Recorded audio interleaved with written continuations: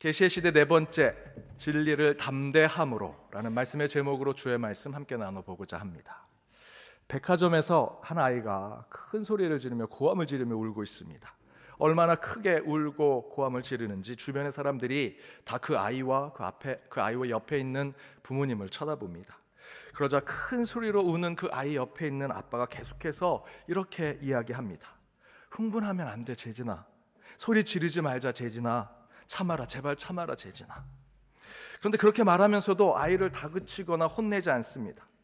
그것을 지켜보던 다른 엄마가 어떻게 저렇게 아빠가 잘 참을 수 있을까 이렇게 얘기합니다. 저 같으면 화가 나서 같이 소리 지르고 화를 내고 다그칠 텐데 어떻게 그렇게 인내하고 참아내면서 혼도 안 내고 잘 달래십니까? 참으로 훌륭한 아빠십니다. 그러면서 아들의 이름이 재진인가 봐요 라고 했습니다. 그러자 그 아빠가 크게 한숨을 쉬며 이렇게 얘기합니다. 재진이는 제 이름입니다. 제가 너무 화가 나서 제 자신을 달래고 있습니다 라고 얘기합니다. 진심으로 아이를 교육하고 양육하고자 하는 부모는요, 아이가 떼를 쓰고 억지를 부릴 때 똑같이 아이처럼 떼를 쓰고 화를 내고 꾸중하면 절대로 그것이 아이에게 교육이 되지 않는다라는 것을 알고 있습니다. 시간이 걸리더라도 교육하는 부모의 입장에선 답답하고 초조하겠지만 참고 인내하면서 훈육하고 가르치는 것이 자녀 교육의 진리라고 합니다. 그 교육의 진리를 지키고자 하니 이 아빠가 자기 이름을 불러가면서 자기의 그 분을 계속 가라앉히는 거 참아야지 하는 거죠. 어느 대학 강의에서 토론회가 펼쳐졌습니다. A조, B조가 나눠서 서로 토론했습니다. 수업이 끝나고 나가는데 한 청소부가 얘기합니다. A조가 이겼구나. 학생들이 묻습니다. 청소부인 경우 청소부인데 뭘 아신다고 내용이나 좀 들어보셨어요? 왜 A조가 그 토론에서 이겼다고 얘기하세요? 그랬더니 그 청소부가 이렇게 얘기합니다. B조가 말할 때마다 큰 소리 내고 흥분했거든. 흥분하면 지는 거야. 본질에 상관없는 것에 억지를 부리고 감정을 드러내는 사람들과 똑같이 화를 내고 그 앞에 소리를 지르고 상대방과 같이 억지를 부르면요, 똑같은 사람이 되는 거죠. 진짜 진리를 품고 있는 사람들은요, 절대 억지를 부리지 않습니다. 소리 내지 않습니다. 감정을 드러내지 않습니다. 왜 그렇게 할까요? 내가 진짜를 가지고 있는데 그 진짜에 더하고 뺄 이유가 없습니다. 큰 소리 낼 필요 없고요, 감정을 드러낼 필요가 없습니다. 진실되고 진짜인 것은 있는 그대로 보여주면 되는 것이지요. 진실되지 아니하고 가짜인 것이 덧붙이고 꾸미려고 할 뿐입니다. 그러니 진짜를 가진 사람들은 가짜를 품고 있는 사람과 맞서 싸우면 어쩔 수 없이 고난을 당합니다. 아픔을 겪고 고통을 겪을 수밖에 없죠. 여러분, 학교 다니실 때 레포트, 숙제 친구들과 많이 베끼셨죠? 제가 항상 이런 얘기하면 저 단에서 혼자 고해성사합니다. 다 저만 잘못했던 것 같고. 저는 대학 때 공대를 다녀서 실험 레포트를 많이 썼습니다. 일주일에 어느 학기에는 한 3-4개 이상씩 실험 레포트를 썼습니다. 제가 기숙사에 살아서 실험이 수업 시간보다 늦게 끝나면 저 혼자 남아서, 기숙사에 사니 가까이 있으니까 친구들은 다 가고 저 혼자 그 실험의 결과를 받을 때까지 있습니다. 그럼 저녁 늦게 그 실험 결과를 받고 레포트를 씁니다. 얼마나 피곤합니까? 한 2-3줄 씁니다. 결과만 쓰면 되니까. 그럼 그 다음날 아침에 친구들이 와서 제 레포트를 빌려갑니다. 저는 늦게까지 놀지도 못하고 그 실험 레포트를 썼는데 제 친구들은 그것만 싹 빼먹으려고 레포트를 빌려다는데 마음이 속상합니다. 그럼에도 어쩔 수 없이 빌려주죠. 그런데 더 속상하고 억울한 일은 나중에 점수가 나오면 저는 B가 나오고 그 친구들은 A가 나옵니다. 진짜 레포트를 쓴 건 전데, 실험을 보고 원본과 같은 것은 전데 그 베껴 쓴 친구들이 더 잘할 테더라고요. 왜 이렇게 점수를 잘 받을까? 그 친구들의 레포트를 보았습니다. 저보다 배로 더 씁니다. 글씨도 예쁘고요, 거기에 참고문은 또 막 집어넣습니다. 좋은 내용을 추가합니다. 진짜가 아니니까, 실험 결과를 진짜 본 것이 아니니까 덧붙이고 꾸밉니다. 그러니 더 점수를 받습니다. 진짜는 제 레포트인데 가짜가 점수를 더 받는구나. 얼마나 속상했는지 모릅니다. 그때 인생을 깨달았습니다. 진실은 고통을 받는구나. 정직한 자는 손해를 보는구나. 제 가벼운 일상의 삶 가운데 극적으로 제가 여러분께 말씀드렸지만, 실제로 저와 여러분이 경험하는 인생의 현실은 진실과 진리를 지키고자 하는 사람들, 그것을 어떻게든 세상에 보수하고자 하는 사람들이 현실 속에서 고난을 받고 핍박을 받는 것이 저와 여러분이 살아가는 현실의 삶이라는 것이죠. 그런 뜻에서 이 성경의 인물들을 보면요, 그들이 대부분 고난과 핍박을 받으면서도 지키고자 했던 것이 있습니다. 자기의 재산, 자기의 소유, 자기의 명예, 권력 아닙니다. 성경의 인물들이 고난받고 핍박받았던 이유는요, 진리를 지키려고 했기 때문입니다. 진리 때문에 성경의 모든 인물들은 고난과 박해를 받으면서 그 신앙을 지켜냈습니다. 그렇게 초대교회 시절 복음의 진리를 전하려고 했던 사람들은 고난과 박해 속에 살았습니다. 그래서 그때 그 진리를 붙잡고 사는 그리스도인을 두고 바울은 이렇게 얘기합니다. 로마서 1장 9절에 내가 그의 아들의 복음 안에서 내 심령으로 섬기는 하나님이 나의 증인이 되었거니와 항상 내 기도에 쉬지 않고 너희를 말한다라고 얘기하면서 하나님께서 우리의 증인이 되셨고, 바울은 그 하나님을 통해 이제 자신이 증인의 삶을 살아가는 것을 표현하지요. 여기서 나오는 로마서 1장 9절 또는 바울이 쓴 바울 서신서에 나오는 증인이라고 하는 표현의 헬라어는 마르투스라고 얘기합니다. 마르투스, 증인, 진리를 얘기하는 자.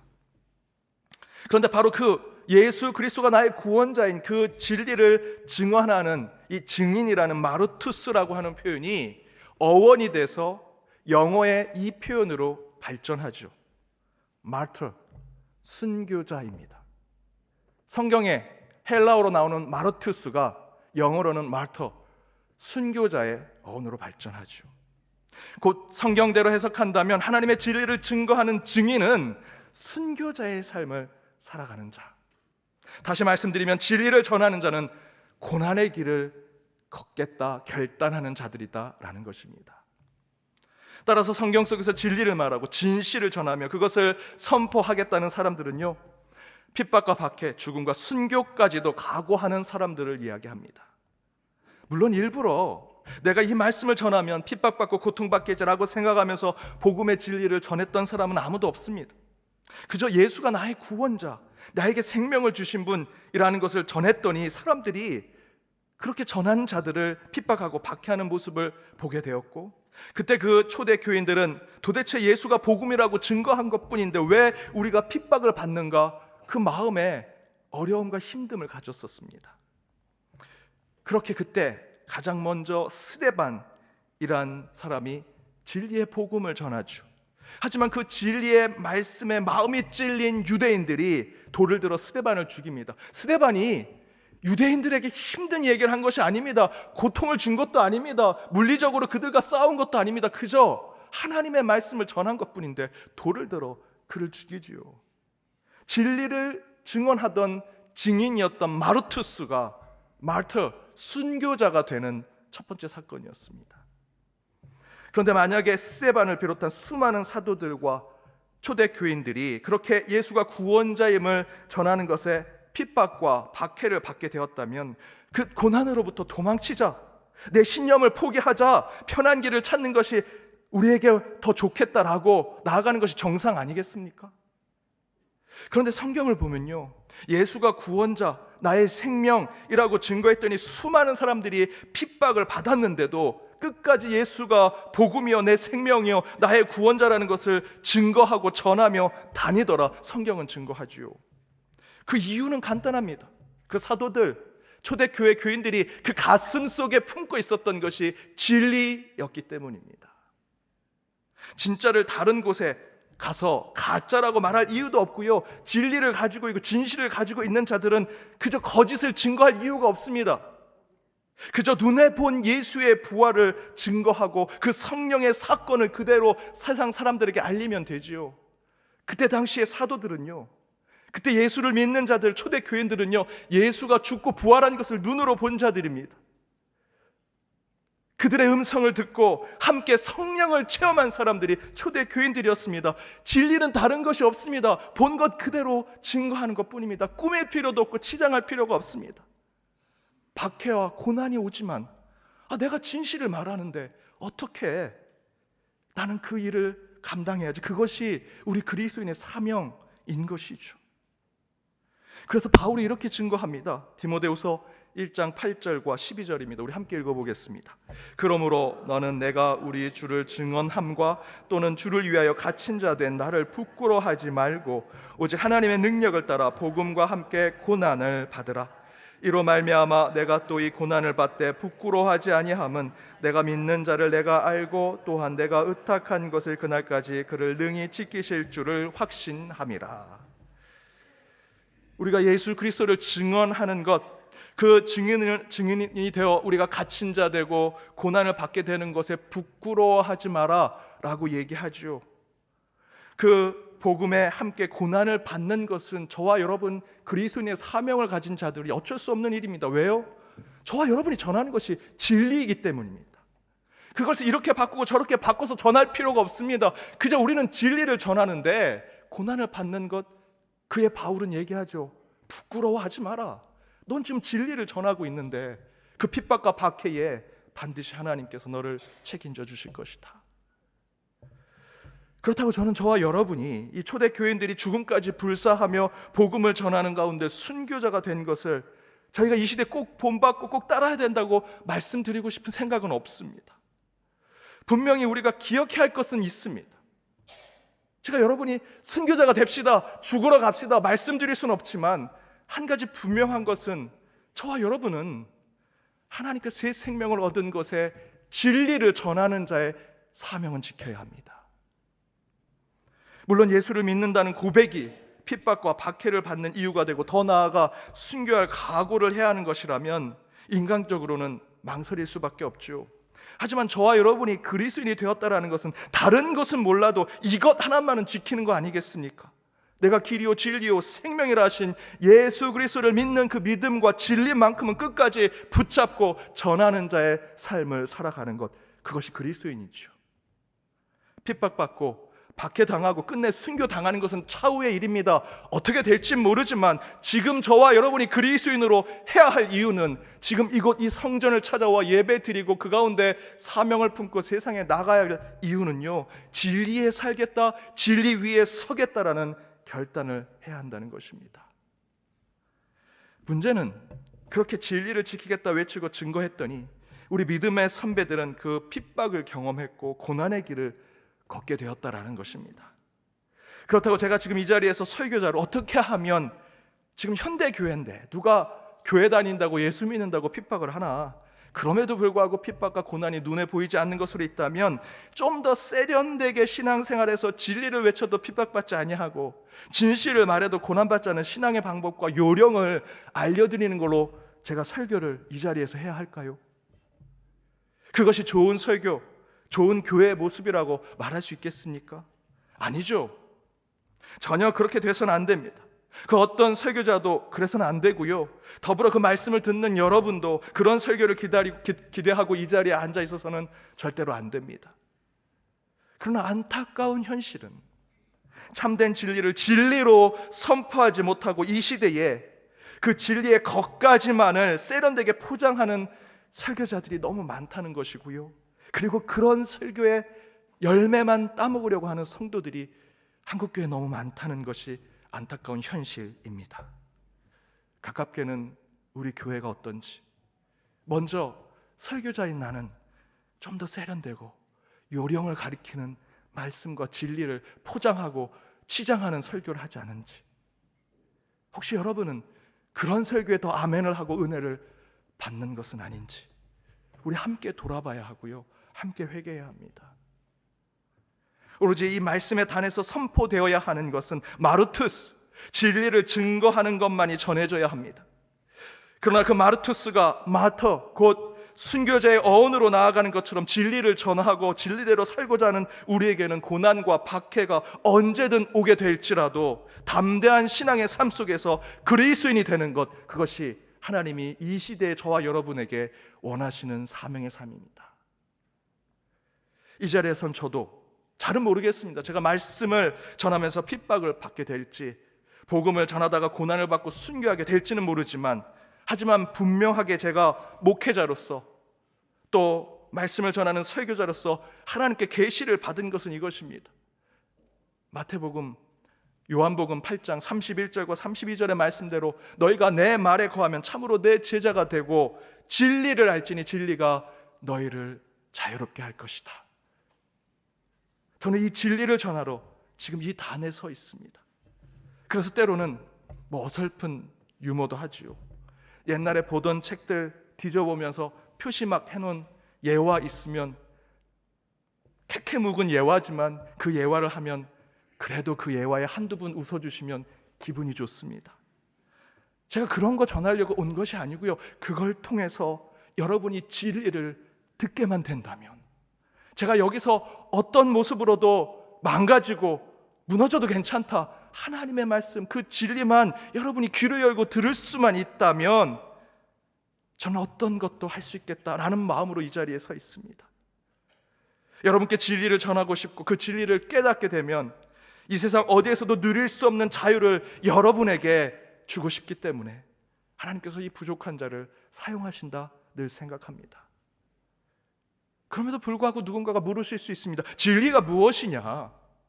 진리가 무엇이기에 그렇게 죽음도 불사하지 않고 진리를 위해 살겠다 하느냐 물으실 수 있죠. 하지만 이미 앞에서 말씀드렸습니다. 요한복음 14장 6절의 말씀대로 예수께서 내가 곧 길이요 진리요 생명이니 나로 말미암지 않고는 아버지께로 올 자가 없다 말씀하시지요. 여러분, 진리는 예수 그리스도이십니다. 진리는 예수 그리스도이십니다. 여러분, 뭐가 더 필요하겠습니까? 제가 여기서 진리는 예수님이십니다 라는 것을 신학적인 여러 논리로 여러분께 말씀드리고 교리로 설명드리고 철학적 변론과 변증을 통해서 예수가 진리인 것을 설명하고요, 사회적 해석학을 그 가운데 더하고 덧붙이면 그 진리 여러분 믿으시겠습니까? 진리 그 자체이신 예수를 인격적으로 받아들이지 않는다면 그 어떤 해석, 어떤 변증, 어떤 설명을 해도요 진리는 수용되지 않습니다. 진리는 다른 것이 아닙니다. 예수 그리스도로 말미암지 않고는 하나님께 갈 자가 없다는 것을 우리의 가슴 가운데, 우리의 영혼 가운데 받아들이는 것, 그것이 진리입니다. 그러면 또 이렇게 물으실 수도 있습니다. 예수가 진리라는 것이 도대체 뭐냐? 그 교리, 도구마 아닙니까? 그런 똑같은 질문을 가지고 중세의 한 수사가 진리를 제대로 가르쳐준다고 하는 수도원에 찾아갔습니다. 진리 안에 살고 있다는 수도원장을 만났습니다. 그리고 그에게 얘기합니다. 진리를 찾으러 이 수도원에 들어왔습니다. 진리를 찾고 싶습니다. 그러자 그 진리 안에 살아간다는 수도원장이 이렇게 얘기합니다. 진리를 찾기 위해서 이 수도원에 머물고자 한다면 수행해야 할 의무사항이 있습니다. 그러자 그 수사가 얘기합니다. 무엇이든 하겠습니다. 진리를 찾을 수 있다면 다 하겠습니다. 그러자 수도원장이 이렇게 얘기합니다. 오늘부터 저 아래 마을 내려가서 물을 길러 오셔야 하고요, 장작을 패셔야 하고 예배당을 청소하시고 모든 이 수도원에 머무는 이들을 위해 요리를 하셔야 합니다. 그 얘기를 듣자마자 그 수사가 이렇게 얘기합니다. 수도원장님, 저는 일자리를 찾으러 온 것이 아니라 진리를 찾으러 왔습니다. 무슨 얘기 하십니까? 하고 그 수도원을 떠납니다. 그 모습을 지켜보던 수도원장은 다시 자신의 어깨에 물통을 짊어지고 아랫마을에 내려가서 물을 길러옵니다. 여러분, 무슨 이야기를 하고 있습니까?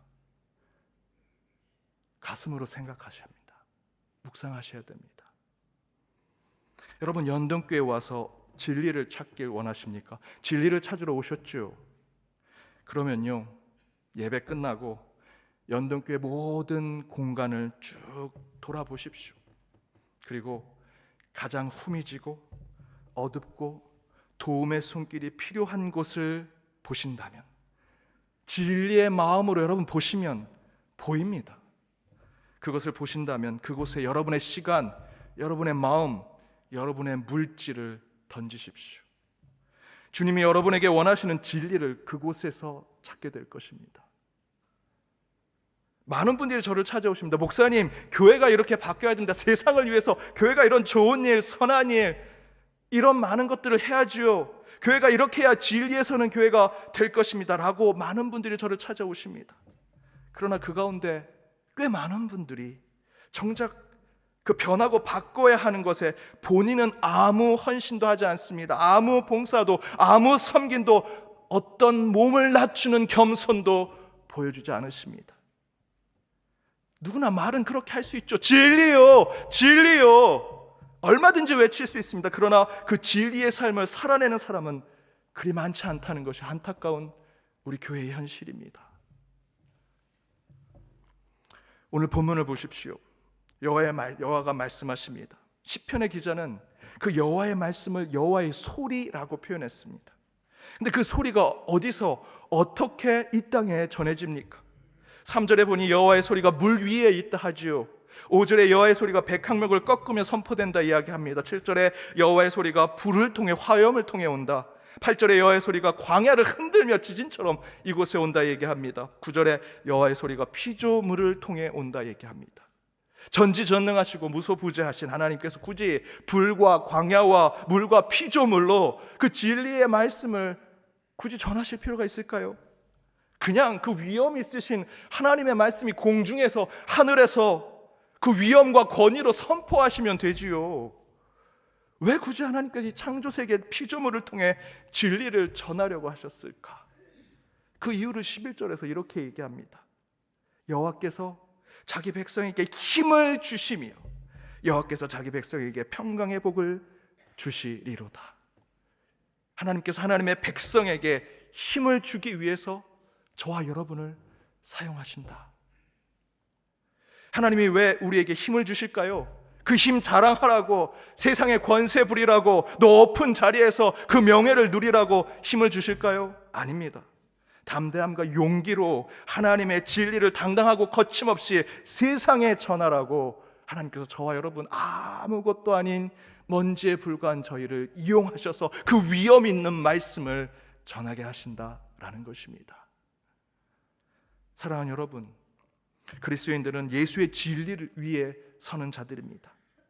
그러나 하나님은 그 진리를 세상에 드러내고 계시하고 선포하시기 위해 오늘 시편의 본문처럼 불과 물과 광야의 진동하심과 모든 피조의 세상을 통해 말씀을 지금도 하고 계십니다. 그렇게 하나님은 우리를 사용하시어 진리를 세상에 알리려고 하십니다. 그때 하나님은 그 진리를 전하게 하기 위해서 저와 여러분에게 힘과 담대함을 주시겠다 11절에서 약속해 주고 계시죠. 진리 위에 사시는 여러분, 진리를 믿지 아니하고 진리를 거부하는 이 세상 속에 때로는 저와 여러분 핍박과 박해를 받지요. 그러나 하나님이 주시는 담대함으로 나아가시기 바랍니다. 그 위에 하나님이 약속을 주십니다. 진리로 살아내는 너희에게 평강의 복이 있을지어다. 그 약속 위에 담대함으로 이 사순절 마지막 주간을 진리를 품고 그 진리를 전하는 자의 사명을 다하는 저와 여러분이 되기를 주님의 이름으로 축복합니다. 기도하시겠습니다. 담대하게 거침없이 말씀으로 나아가게 하시는 하나님, 오늘 선포되는 말씀으로 남아있는 사순절의 마지막 주간 성령에 붙들려 사는 저희의 삶이 되게 하여 주옵시고, 교회와 세상 모든 곳에서 일상의 삶을 살아내는 저희가 오직 주님의 은혜와 성령의 능력으로 살아가는 자들 되게 하여 주옵소서. 오늘 주신 말씀으로 진리 위에 서는 그리스도인의 삶이 되도록 주님, 우리의 길이요 진리요 생명이신 예수 그리스도를 찬양하며 예배하며 동행하는 저희가 되게 하여 주옵소서. 진리의 말씀은 살아있어 활력이 있고 좌우의 날선 어떤 것보다도 예리하여 우리의 혼과 영과 세상의 교만과 욕심을 찔러 쪼개기까지 하니 그 말씀으로 승리하는 우리 신앙의 삶이 되게 하여 주옵시고, 그 진리를 전하는데 담대하고 거침없는 하나님의 능력으로 나가는 연동의 모든 권속들 되게 하여 주옵소서. 이 모든 간구 예수 그리스도의 이름으로 기도드립니다. 아멘.